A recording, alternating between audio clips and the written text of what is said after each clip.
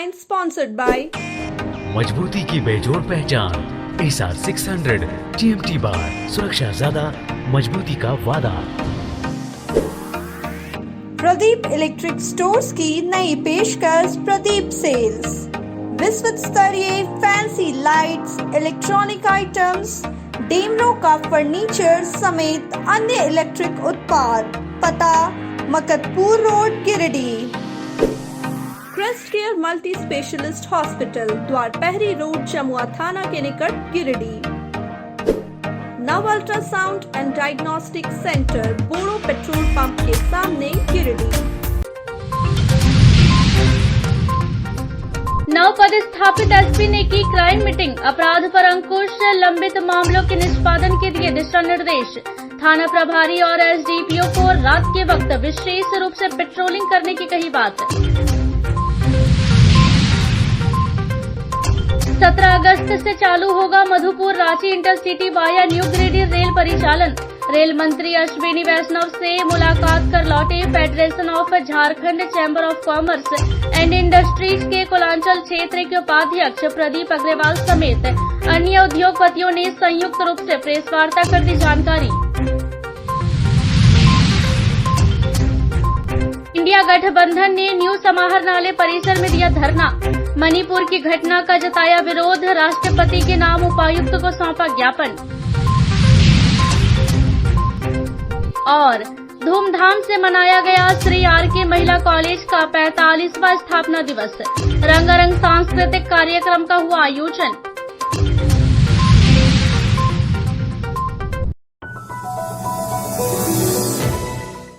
अपराध पर रोकथाम समेत अन्य मुद्दों पर मंगलवार को नवपदस्थापित एसपी दीपक कुमार शर्मा ने जिले के सभी थाना प्रभारियों, एसडीपीओ और डीएसपी के साथ बैठक की। इस दौरान उन्होंने थानावार अद्यतन रिपोर्ट तलब किया, साथ ही अपराध पर रोकथाम के लिए आवश्यक दिशा निर्देश दिया। बैठक के दौरान एसपी श्री शर्मा ने जिले भर में शांतिपूर्ण माहौल में मुहर्रम संपन्न होने पर निचले स्तर से लेकर जिले भर के एसडीपीओ, डीएसपी को बधाई दी। उन्होंने अधिकारियों को शाबाशी देते हुए कहा कि 2 दिन के त्योहार में दिन रात लगाकर सभी ने त्योहार को संपन्न करवाया। बैठक के बाद मीडिया से मुखातिब होते हुए उन्होंने कहा कि क्राइम कंट्रोल को लेकर आवश्यक दिशा निर्देश दिए गए। उन्होंने कहा कि शहर में खराब पड़े सीसीटीवी को ठीक करवाने को लेकर चैम्बर के सहयोग से व्यापारियों से मिलेंगे। उन्होंने कहा कि विलेज वॉलंटियर फोर्स का पुनर्गठन किया जाएगा। साथ ही देवरी थाना के पोक्सो के एक मामले को स्पीडी ट्रायल, महिला अपराध में काउंसिल और मामला गंभीर होने पर कार्रवाई करने का आदेश दिया गया है। उन्होंने कहा कि रात के वक्त थाना प्रभारी और एसडीपीओ अपने अपने क्षेत्र में पेट्रोलिंग पर निकलेंगे। इससे क्राइम पर अंकुश लगेगा। मुहर्रम जो इन्होंने कंडक्ट किया है उसके लिए हम लोग सभी पदाधिकारी और कर्मियों को, एक सिपाही से लेकर अनुमंडल पुलिस पदाधिकारी और डीएसपी जितने भी हमारे पदाधिकारी, सभी को बहुत बधाई दी गई है, क्योंकि ये बिल्कुल 2 दिन तक ये मुहर्रम का पर्व जो कंटिन्यू चलता है और दिन रात परिश्रम करके हमारे पदाधिकारियों ने, हमारे प्रशासनिक लोगों ने काफ़ी बेहतर काम किया। उसमें हम लोग उसको और आगे कंटिन्यू करने के लिए हम लोग आगे बढ़ेंगे। पिछली बार हमने ये कहा था कि हम लोग टाउन क्षेत्र में, अभी हमारी कई लोगों से बात हुई है कि टाउन क्षेत्र में कई जगह पे कैमरा इंस्टॉलेशन जो पूर्व से किए गए हैं, उस जगहों पे कई कैमरा जो है वो खराब पाए गए हैं। अभी मैं रात में एक दिन घूम रहा था, मुझे पता चला कि कई कैमरे जो है नॉट वर्किंग है। हम लोग चैम्बर से मिल करके, यहाँ के व्यापारियों से मिल करके, जो भी शहर में खराब पड़े कैमरे हैं prevention of crime and law and order maintenance के लिए, उसको हम लोग दुरुस्त कराने का काम करेंगे। साथ ही एक व्यवस्था जो पहले शुरू की गई थी, जो अभी भी कहीं कहीं पर लागू है, विलेज वॉलंटियर फोर्स। हम विलेज वॉलंटियर फोर्स के आने वाले समय में उस पर रिव्यू करके सभी अनुमंडल में और सभी थानों में विलेज वॉलंटियर फोर्स की भी हम लोग, वैसे नौजवान युवक जो प्रशासन को पूरी तरह से मदद करना चाहते हैं निस्वार्थ भाव से, पढ़े लिखे युवक हैं जो प्रशासन के साथ कंधे से कंधा मिला करके चले हैं। प्रत्येक लॉ एंड ऑर्डर की ड्यूटी में पुराना अनुभव कहता है कि उन्होंने अपनी सहभागिता दी है। दुर्गा पूजा हो, चाहे कई ऐसे जान की स्थिति बनी हो, चाहे यातायात की समस्या हो, चाहे विधि व्यवस्था के संधारण में पुलिस को सहयोग करना हो, ऐसे कई मामलों में बीबीएफ ने पिछले जो लड़के थे सरिया, बिरनी, बगोदर, चाहे पचम्बा में जहाँ भी प्रतिनियुक्त किए गए थे, वो उस पर हम लोग आगे काम कर रहे हैं। आने वाले समय में आपको स्पष्ट रूप से दिखेगा कि पूरे जिले भर में बीबीएफ जो है उसके कुछ लड़के आपके समक्ष बीबीएफ का एक टी शर्ट पहने, बीबीएफ का कैप पहने और उस परिधान में आपको दिखेंगे। उनको पुलिस के द्वारा एक आई कार्ड भी दिया जाएगा, जो पुलिस के साथ प्रत्येक परिस्थिति में ड्यूटी करेंगे और आम लोगों का सहयोग करेंगे। तो ये हमने अभी हम इसको जल्द ही इसको वो करने जा रहे हैं। अभी पॉक्सो एक्ट में कुछ केसेस रजिस्टर्ड हुए हैं जो मैं बहुत गंभीर अपराध की श्रेणी में उसको मानता हूँ। कुछ केसेस को हम लोग स्पीडी ट्रायल में लेकर जा रहे हैं। एक दो केसेस ऐसे हैं, देवली के केस है जिसको हम लोग एक पॉक्सो एक्ट में रजिस्टर हुआ था, उस केस को हम लोग अभियुक्त की गिरफ्तारी हो चुकी है, कड़ी से कड़ी उसको सजा मिले, इसके लिए गिरिडीह पुलिस की तरफ से स्पीडी ट्रायल के लिए माननीय न्यायालय को प्रतिवेदन समर्पित किया जाएगा और हम लोग कोशिश करेंगे कि काफ़ी जल्द उसका स्पीडी ट्रायल पूरा करके उसका कन्विक्शन हम लोग पूरा कर सकें। आज हम लोग इतना ही हम लोग आज ये किए हैं और आने वाले समय में हम लोग धीरे धीरे उसको और जो भी हम लोग लॉ एंड ऑर्डर के प्रिवेंशन के लिए और कार्रवाई हो सकती है हम लोग उसकी ओर आगे बढ़ेंगे। जो भी फिरार अपराधी जैसे गंभीर प्रकृति के अपराधों में जो वांछित हैं और जिसका वारंट हमें प्राप्त है, चाहे वो रेड वारंट ही क्यों ना हो, उन सभी को गिरफ्तार करने का आदेश दिया गया है। संबंधित थाना प्रभारी समकालीन अभियान चलाएंगे और अभियान के तहत उसकी गिरफ्तारी भी करना सुनिश्चित करेंगे। सभी डीएसपी और एसपीज को उसको मॉनिटर करने का निर्देश दिया गया है। कई बार ऐसा देखा गया है, कुछ केसेस का मैंने रिव्यू किया है कि महिला अपराध से संबंधित कुछ कांड भी दर्ज हुए हैं। इसमें कई थाना प्रभारियों को निर्देश दिया गया है कि महिला अपराध से संबंधित कांड जो होते हैं उसमें काउंसलिंग भी करें। अगर गंभीर प्रकृति के कांड है तो अभियुक्त को पकड़ करके जेल भेजें और दहेज और जैसे इस तरह के जो भी महिला और सामाजिक अपराध जो हैं उसमें काउंसलिंग करके उस पर आगे की कार्रवाई करें। आने वाले समय में गिरिडीह का उपचुनाव भी जो है डुमरी उपचुनाव भी संपन्न होना है। उसको लेकर के हालांकि एक बृहद मीटिंग बाद में की जाएगी, परंतु जो प्रिवेंटिव मेजर्स हैं जो चुनाव के पहले भी जो अपनाए जाते हैं उसको अभी उसकी प्रक्रिया शुरू हो गई है। जब आगे हम लोग इस पर बात करेंगे तो कई चीज़ें हैं जो उसमें आएंगी। कई ऐसा देखा गया है कई बार कि हमारे कई स्थानों पे मार्ग में लूट आदि की भी घटनाएं घटी हैं। थानेदारों को सख्त निर्देश दिया गया है कि रात्रि जो गश्ती है इनकी नाइट पेट्रोलिंग जो है बिल्कुल इफेक्टिव है और वो प्रभावशाली पेट्रोलिंग है। जरूरत पड़े तो हम लोग बीट पेट्रोलिंग भी आने वाले समय में इसको लागू करेंगे और नाइट पेट्रोलिंग के माध्यम से हम लोग इस अपराध जो भी मार्ग लूट या मार्ग में जिस भी प्रकार के अपराध हो रहे हैं उस पर भी प्रतिबंध लगाने का उनको निर्देश दिया गया। स्वयं थाना प्रभारियों को भी रात में घूमने का निर्देश दिया गया है कि स्वयं रात में निकले, संबंधित एसडीपीओज निकलेंगे और रात में जो भी इस तरह की घटनाएं जो किसी भी मार्ग में हो रही है उसको भी वो रोकेंगे। कुछ दिनों से ऐसा देखा गया है कि गिरिडीह में कुछ पर्व त्योहार के दौरान कुछ असामाजिक तत्व जो है उसमें बाधा उत्पन्न करके पूरे किसी भी समुदाय का पर्व जो होता है जो संपन्न पीसफुल हो सकता था उसमें बाधा उत्पन्न करते हैं या उत्पन्न करने का प्रयास करते हैं। ऐसे सांप्रदायिक तत्वों पर बहुत ही स्पष्ट इनको कहा गया है कि वैसे लोगों को चिन्हित करें और उनके विरुद्ध प्रारंभ से ही जो भी दंड प्रक्रिया संहिता की जो कार्रवाई होती है वो शुरू करें और अगर वो किसी परिस्थिति में किसी भी अपराध में पाए जाते हैं या किसी चीज में दोषी हैं तो उनके विरुद्ध आने वाले समय में कड़ी कार्रवाई करें। Madhupur Ranchi intercity via new Giridih rail परिचालन 17 अगस्त से चालू होगा। रेल मंत्री अश्विनी वैष्णव से मुलाकात कर लौटी federation of Jharkhand chamber of commerce and industries के कोलांचल क्षेत्र के उपाध्यक्ष सह पूर्वी रेल के परामर्शदात्री समिति के सदस्य प्रदीप अग्रवाल, सलूजा गोल्ड के चेयरमैन सह गिरिडीह डिस्ट्रिक्ट चैम्बर के पूर्व उपाध्यक्ष सरदार अमरजीत सिंह सलूजा भाजपा जिला समिति के कोषाध्यक्ष सह गिरिडीह डिस्ट्रिक्ट चैम्बर के कार्यकारिणी के सदस्य मुकेश जालान एवं Giridih district chamber of commerce के सचिव प्रमोद कुमार ने मंगलवार को संयुक्त रूप से प्रेस वार्ता कर यह जानकारी दी।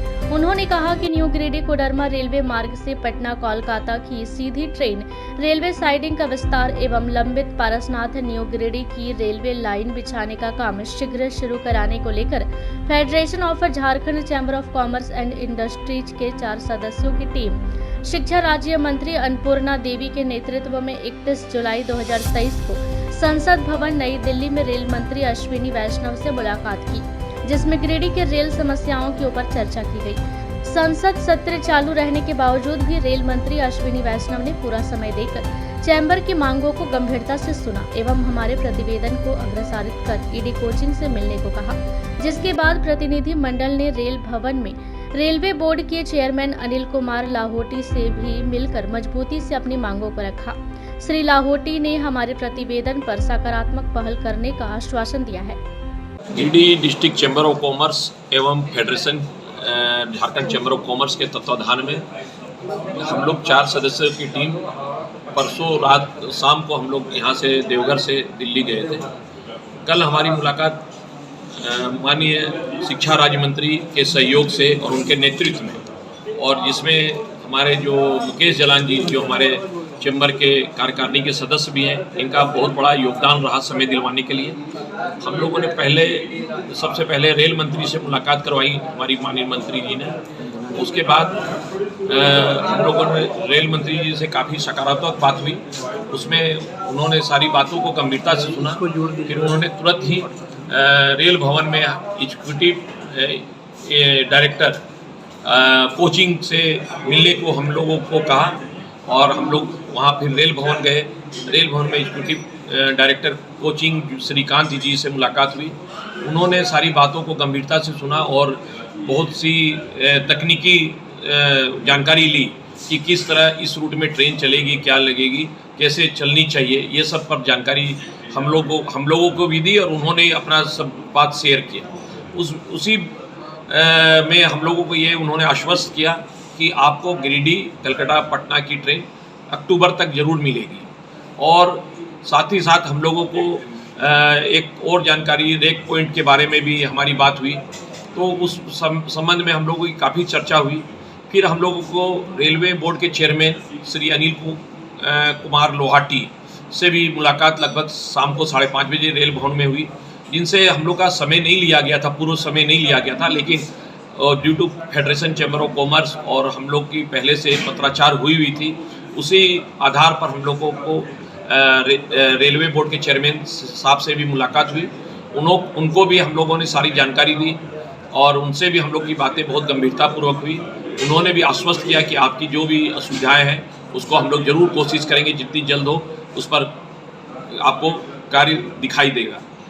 और लगभग रात को 10 बजे हम लोग की मुलाकात श्री वेद प्रकाश जी जो रेल मंत्री के OSD हैं, उनसे हम लोग की मुलाकात रेल भवन में हुई और उनका इंतज़ार करने में हम लोगों को करीब 5-6 घंटा वहाँ बैठना भी पड़ा, लेकिन वो किसी कारणवश रेल मंत्री के साथ ही कहीं गए हुए थे।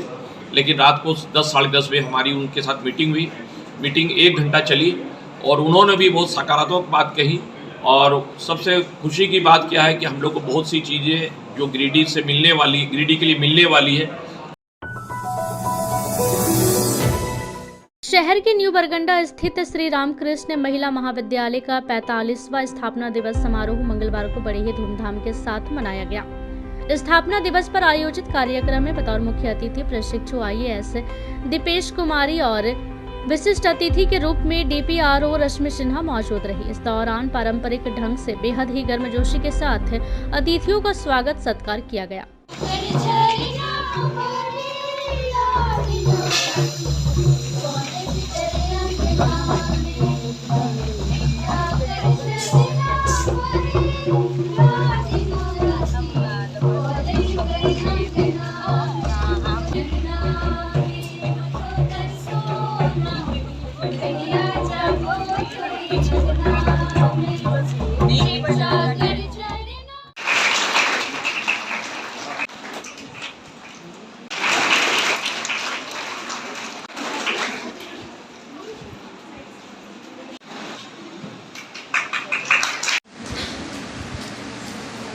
A huge round of Miss Sarjia ma'am to present. अतिथियों के स्वागत के बाद दीप प्रज्वलित कर एवं महाविद्यालय की भूमि को दान करने वाली रानी महालानोबिस एवं प्रशांत चंद्र महालानोबिस के चित्र पर श्रद्धा सुमन अर्पित कर कार्यक्रम की शुरुआत की गई। इसके बाद महाविद्यालय की शुरुआत से अभी तक के क्रियाकलापों को प्रेजेंटेशन के जरिए सभी को दिखाया गया। इन सब के बाद शुरू हुआ रंगारंग सांस्कृतिक कार्यक्रम का दौर जो देर तक चलता रहा। इस दौरान छात्राओं ने स्वागत गान, संगीत एवं नृत्य कर उपस्थित जनों का मन मोह लिया।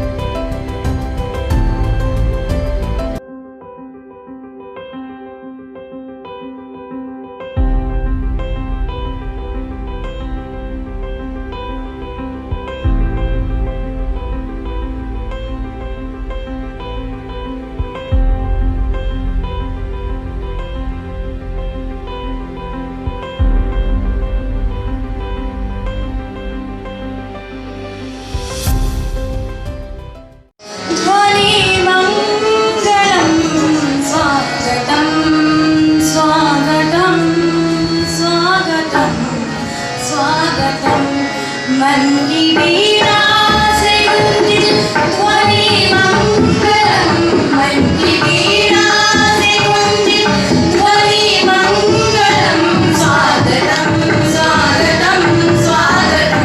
बंदिया रे बंदिया, बंदिया रे बंदिया, राह पे चल बंदिया, जा रे बंदिया, ये रात जरा सी है, बात समझ बंदिया, ये दिल ही बाकी है।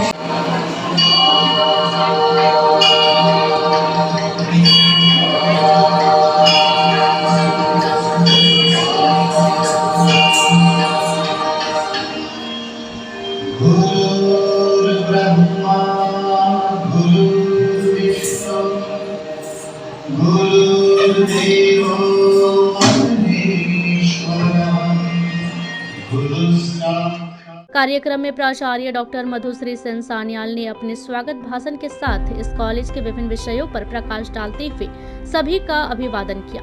वहीं पूर्व प्राचार्य डॉक्टर गीता डे एवं डॉक्टर पुष्पा सिन्हा ने भी पुराने दिनों को याद करते हुए अपने अपने अनुभव को साझा किया। धन्यवाद ज्ञापन डॉक्टर नीलम वर्मा के द्वारा किया गया। कार्यक्रम में मंच का संचालन रेणुका साहू ने किया, जबकि इस अवसर पर महाविद्यालय के सभी शिक्षक, शिक्षकेतर कर्मी एवं सैकड़ों छात्राएं उपस्थित थे। श्री आर के महिला कॉलेज गिरिडीह के 45th फाउंडेशन डे को यहाँ पर सेलिब्रेट करना है और मैं principal madam, ex principal madam and यहाँ पर उपस्थित सभी टीचर्स का, स्टूडेंट्स का आभार व्यक्त करती हूँ कि मुझे इस लायक समझा कि मैं यहाँ पर as a chief guest present हो सकूँ।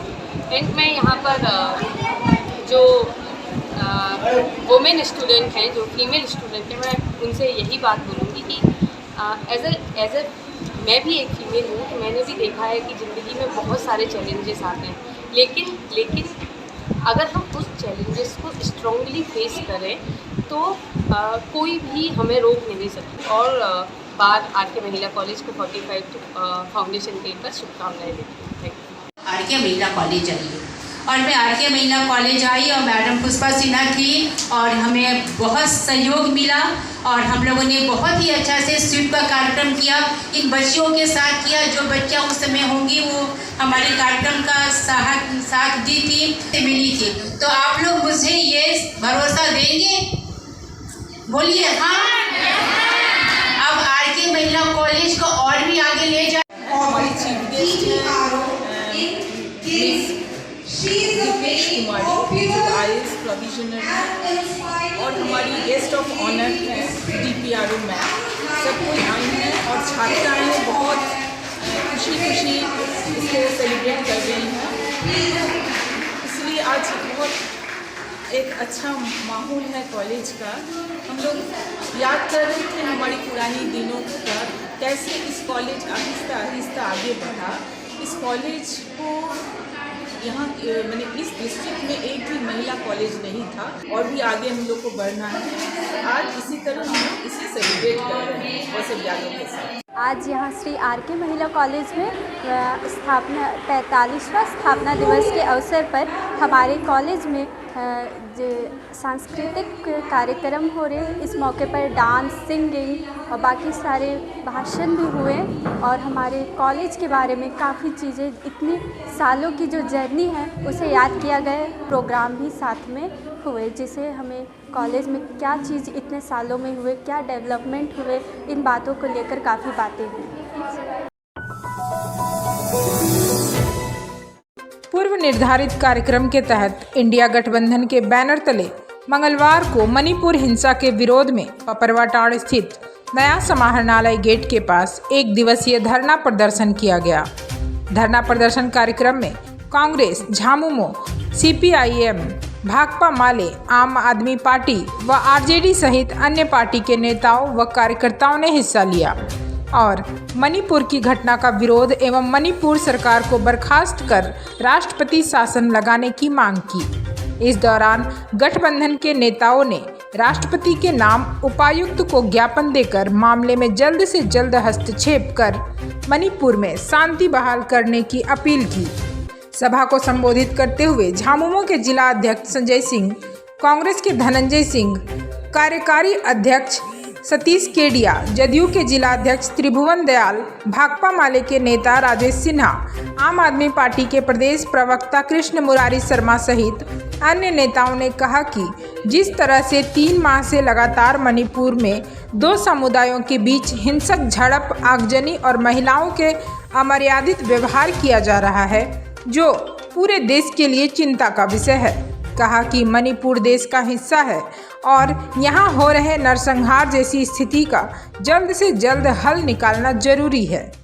एक वीडियो जो महिला अस्मिता को दागदार करने वाला, पूरे विश्व में भारत की गरिमा को तार-तार करने वाला वीडियो जारी हुआ, वो शर्मनाक तो था ही, उससे भी ज़्यादा शर्मनाक मणिपुर के मुख्यमंत्री का बयान है कि ऐसी सैकड़ों घटनाएं हो चुकी हैं।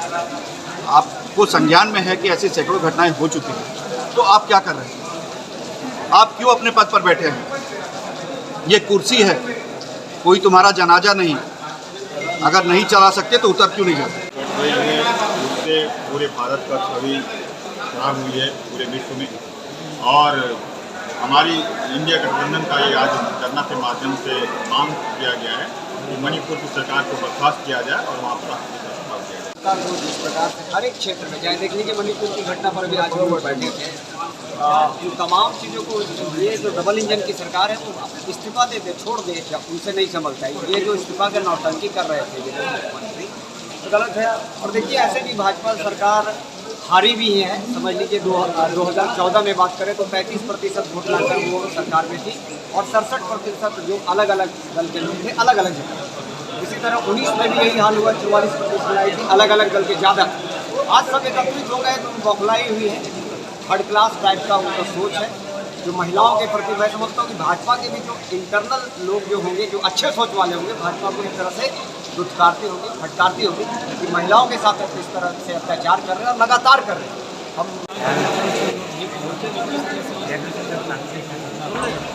भाजपा का जो स्लोगन था तो बेटी पढ़ाओ बेटी बचाओ, ये देखने को हम लोग पिछले 9 सालों में जब सत्ता आई है देखने और जिस तरह से ये घटना हुई और मोदी जी का बहुत देर से से बचाव के पक्ष वहाँ की सरकार के पक्ष में किया गया था। और अभी आप देख रहे हैं लोकसभा लगातार 3 दिनों से चल रही है, वो लोकसभा आ नहीं रहे, ना विपक्ष में, ना राज्यसभा में, ना लोकसभा में, क्योंकि वो जवाब देने के लिए काबिल नहीं है। तो मैं विपक्ष में क्या जवाब दूँगा देश के जनता के सामने? मणिपुर की घटना को लेकर मैं क्या जवाब दे सकता हूँ? पटल पर भारत की छवि खराब की है। भारत जिन चीज़ों को लेकर पूरे विश्व में गौरवान्वित होता था, वे चीज़ें मणिपुर की घटना से धुमिल हुई हैं। और भारतीय जनता पार्टी के नेतृत्व की मणिपुर की सरकार और केंद्र में दिल्ली में बैठी हुई सरकार कुंभकर्णी निद्रा में वहाँ की घटनाओं पर रोक लगाने में सफल है। और साथ ही ऐसा प्रतीत होता है कि किन्हीं कारणों से राजनीतिक लाभ के लिए केंद्र की सरकार मौन धारण किए हुए है। उनके पुलिस के संरक्षण में पुलिस के सामने महिलाओं को भीड़ ने खींचकर महिलाओं को नंग करके सड़कों पर दौड़ाया। ये पूरे विश्व में इस घटना की भर्त्सना हो रही है और पूरे देश के लोग जो ऐसे तमाम पसंद लोग हैं जो कानून व्यवस्था में भरोसा रखते हैं, भारत के संविधान में भरोसा रखते हैं, उन लोगों ने इस घटना की निंदा की है। और खासकर मणिपुर में जो स्थिति है 4 महीने से आग लगा हुआ है, उस पर नियंत्रण पाया जाए और तमाम पसंद लोग हैं और लोगों को पुनर्वास किया जाए, लोगों को मुआवजा दिया जाए, जो अपराधी प्रवृत्ति के लोग हैं उस पर कठोर कार्रवाई की जाए। बेंगाबाद थाना इलाके के बिस्नी शरण में सोमवार की देर शाम सड़क दुर्घटना में एक शख्स की मौत हो गई। मृतक बिस्नी शरण निवासी चुड़का बेसरा था। घटना को लेकर मिली जानकारी के अनुसार सोमवार की शाम को वह पैदल घर लौट रहा था। इसी दौरान अज्ञात वाहन की टक्कर से मौके पर ही उसकी मौत हो गई। घटना के बाद स्थानीय पुलिस मौके पर पहुंची और शव को कब्जे में लेकर आगे की कार्रवाई में जुट गई। मंगलवार को शव का पोस्टमार्टम गिरिडीह सदर अस्पताल में कराया गया। घटना को लेकर मृतक के पुत्र अजय बेसरा ने बताया कि उसके पिता ड्राइवर थे। घर लौटने के दरमियान किसी वाहन ने उन्हें टक्कर मार दी।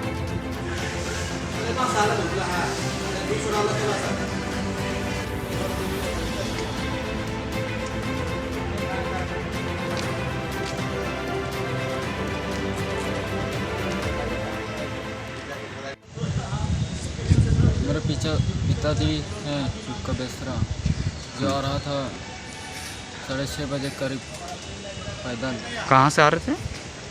घर से मतलब आ रहे थे। घर से आ रहे थे? हाँ, बस्ती तरफ जा रहे थे। अच्छा, बस्ती तरफ जा रहे थे? हाँ, जा रहे थे। एक्सीडेंट हो गया। डेट लाश, कोई गाड़ी पकड़ा नहीं और नहीं मिला तो डेड बॉडी हमको। ब्रेक के बाद आप तमाम दर्शकों का स्वागत है। गिरिडीह महाविद्यालय गिरिडीह में मंगलवार को सेवानिवृत्त प्राचार्य प्रोफेसर अजय मुरारी ने प्रभारी प्राचार्य डॉक्टर मधुश्री सन्याल को अपना पदभार सौंपा। इस मौके पर महाविद्यालय परिवार के द्वारा प्रभारी प्राचार्य मधुश्री सन्याल को पुष्पगुच्छ देकर स्वागत किया।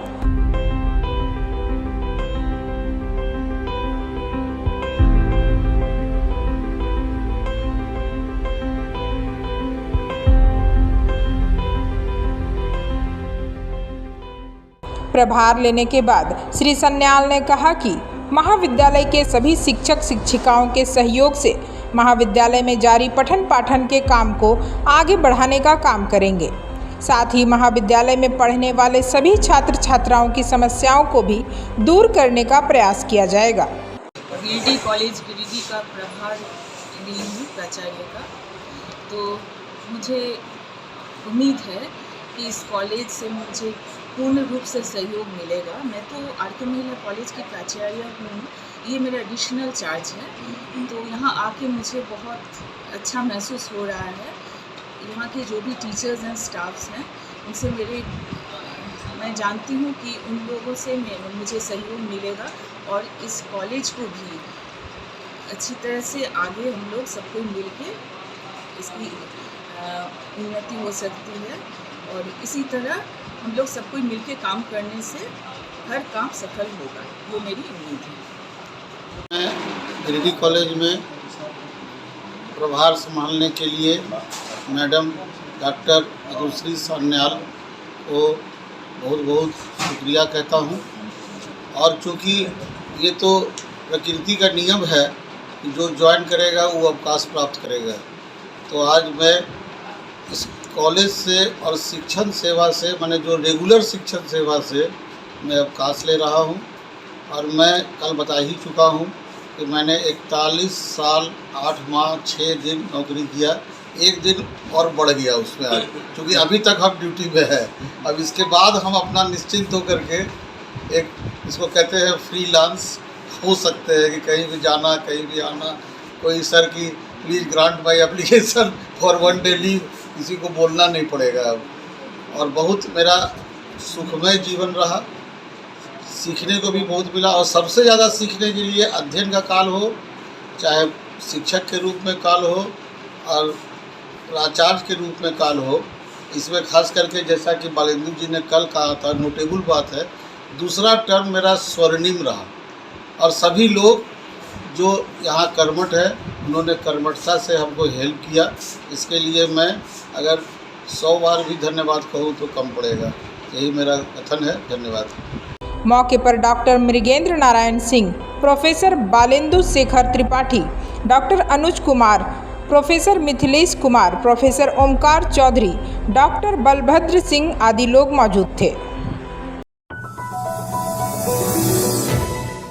मुफस्सिल थाना इलाके के शीतलपुर में मंगलवार की सुबह जमीन विवाद को लेकर एक महिला की पिटाई करने का मामला सामने आया है।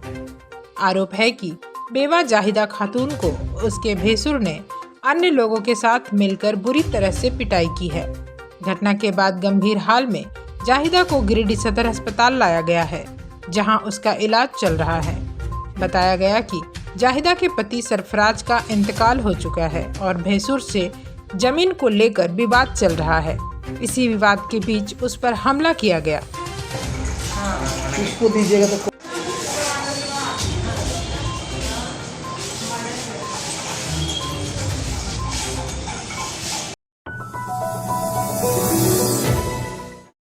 गिरिडीह शहर के सकीना मैरिज हॉल में शाम ए रफ़ी कार्यक्रम का आयोजन किया गया, जिसमें मुख्य अतिथि राष्ट्रीय मानवाधिकार सेवा ट्रस्ट के प्रदेश महासचिव नौशाद अहमद चांद व विशिष्ट अतिथि राष्ट्रीय मानवाधिकार सेवा ट्रस्ट के प्रमंडलीय अध्यक्ष मोहम्मद इलियास, राष्ट्रीय मानवाधिकार सेवा ट्रस्ट के जिला सचिव इरफान अंसारी शरीक हुए।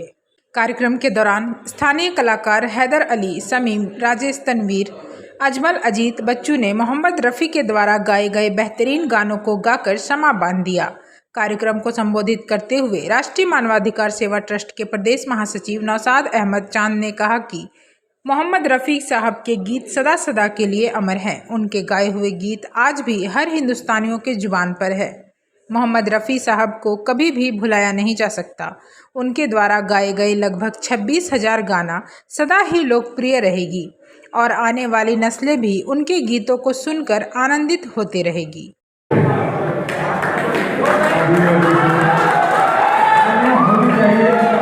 हमारे बीच ऐसे दो कलाकार मौजूद हैं।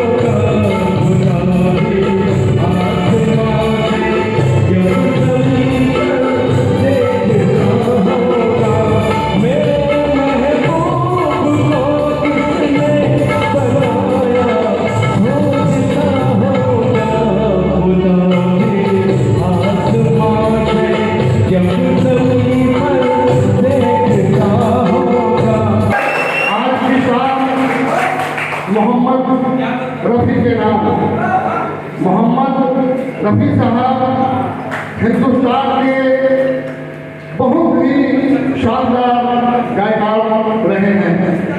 आप लोगों को मालूम शायद हो न हो, हमारे रफी साहब ने लगभग फिल्मी दुनिया में 26,000 गाना गाए और सबसे बड़ी बात है कि मुसलमानों का जो सबसे पवित्र स्थान है, जिसे खाने काबा कहा जाता है, उस जगह पे बहुत कम लोगों को आजाद देने का मौका मिलता है, लेकिन ये सब मोहम्मद रफी साहब को हासिल हुआ है। मोहम्मद रफी साहब हमारे सिर्फ हिंदुस्तान के नहीं, पूरे वर्ल्ड के 1 नंबर के सिंगर थे, जिसे मोहम्मद रफी साहब ने पूरे हिंदुस्तान का नाम को रोशन पूरे वर्ल्ड में किया है।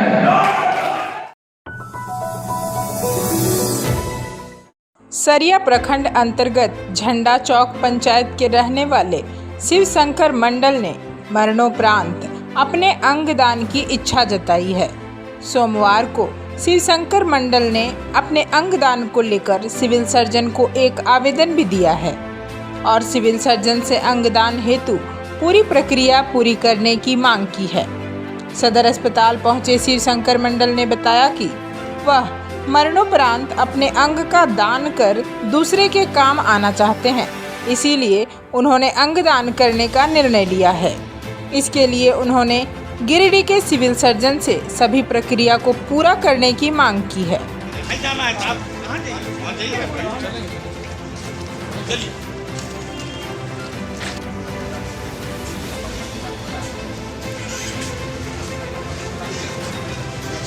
जगदम्बा स्वीट्स। मैं शिव शंकर मंडल सरिया झंडा चौक सरिया का रहने वाला हूँ। मैं अपने स्वेच्छा से अपना अंग दान कर रहा हूँ। इसके लिए मैं आवेदन के लिए यहाँ आया था और मैंने आवेदन किया है। आगे की प्रक्रिया जो है अब होने के बाद ही क्या करना होगा और उसके बाद मेरे मृत्यु के बाद किसी ज़रूरतमंद आदमी को ये मेरा शरीर का अंग जो है काम आ जाए, इससे बड़ी बात और मेरे लिए क्या है। अभिनव साहित्यिक संस्था की ओर से सोमवार देर शाम महान उपन्यासकार प्रेमचंद की 143वीं जयंती मनाई गई। शहर के अशोकनगर स्थित सुमन वाटिका में आयोजित जयंती समारोह के अवसर पर विचार गोष्ठी का भी आयोजन किया गया। कार्यक्रम में मौजूद साहित्य प्रेमियों और लेखकों ने सर्वप्रथम प्रेमचंद की तस्वीर पर पुष्प चढ़ाकर श्रद्धा सुमन अर्पित किया। प्रेमचंद साहित्य में यथार्थवाद विषय पर आयोजित परिचर्चा का संचालन युवा लेखक लवलेश वर्मा ने किया। परिचर्चा की शुरुआत में आलोक रंजन ने धनबाद के लेखक डॉक्टर महेंद्र नाथ गोस्वामी का आलेख पढ़कर सुनाया। परिचर्चा में भाग लेते हुए लेखक राजेश कुमार पाठक ने कहा कि प्रेमचंद के साहित्य में यथार्थ के रूप में समाज में व्याप्त विभिन्न विसंगतियां दिखाई है, जो आज भी मौजूद है, लेकिन प्रेमचंद साथ ही एक आदर्श भी प्रस्तुत करते हैं। उसी आदर्श की पुनर्स्थापना करना ही उनके प्रति सच्ची श्रद्धांजलि होगी। उन्होंने कहा कि अब प्रेमचंद से आगे की भी बात होनी चाहिए। लेखक और हिंदी शिक्षक डॉक्टर विनय कुमार ने प्रेमचंद की कई कहानियों और उपन्यासों के पात्रों को रेखांकित करते हुए तत्कालीन समाज में व्याप्त जातिगत एवं अन्य असंतुलन एवं उससे उपजे कई ऐतिहासिक घटनाओं का जिक्र किया। उन्होंने विशेषकर प्रेमचंद की अंतिम कहानी कफन और अंतिम उपन्यास गोदाम की चर्चा की। समीक्षक शंकर पांडे ने कहा कि प्रेमचंद का पूरा साहित्य सामंतवाद के खिलाफ उद्घोषणा है। उन्होंने कहा कि उत्कृष्ट साहित्य अपने समय के यथार्थ का आईना होता है और प्रेमचंद साहित्य भी हमें आदर्श समाज निर्माण करने की सीख देता है। पत्रकार आलोक रंजन ने कहा कि स्कूली जीवन में ही प्रेमचंद की लिखी ठाकुर का कुआं और बड़े घर की बेटी जैसी उत्कृष्ट कहानियों ने मन पर ऐसा असर डाला है कि उसका प्रभाव आज तक बना हुआ है। उन्होंने उपस्थित साहित्य प्रेमियों से साहित्यिक भ्रमण करने की बात कही और इसकी शुरुआत प्रेमचंद के गांव लम्ही से ही करने का सुझाव रखा। अभिनव संस्था के अध्यक्ष डॉक्टर छोटू प्रसाद चंद्रप्रभ ने कहा कि साहित्य के क्षेत्र में अगर किसी को आगे बढ़ना है तो प्रेमचंद को साथ लेकर चलना ही होगा। उन्होंने प्रेमचंद साहित्य में यथार्थवाद को वस्तुनिष्ठ नजरिए से देखने की बात कही। उन्होंने कहा कि तत्कालीन समाज में जो शब्दावली प्रचलित थी और जो लेखक ने देखा उसे ही अपने साहित्य में उतार दिया।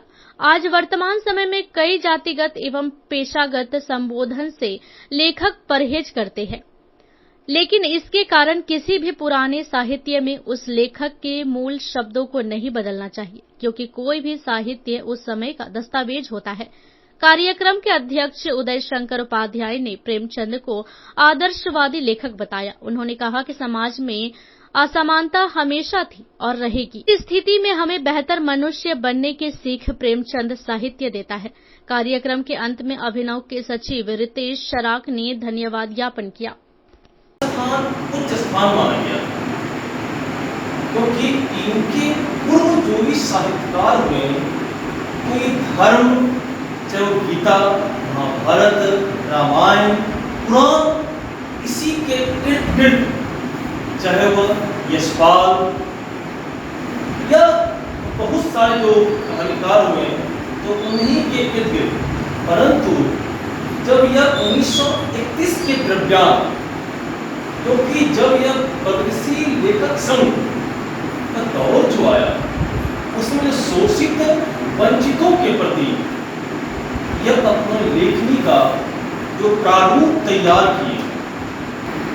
बहुत सारे विद्वान साहित्यकार यह मानते हैं कहानी में अगर क्रूर और यथार्थ का पुट हो तो कहानी उतनी बेहतर नहीं हो पाती है और वह कहानी के तथ्य से कहीं कहीं भटकने लगती है।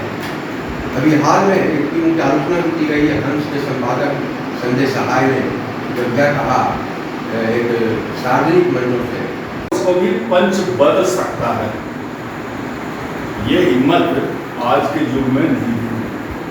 अब शत्रु को शत्रु घोषित कर दिया जाता है, उससे बदला ले लिया जाता है। तो वो जुम्मन शेख और अलगू चौधरी अब नहीं दिखते।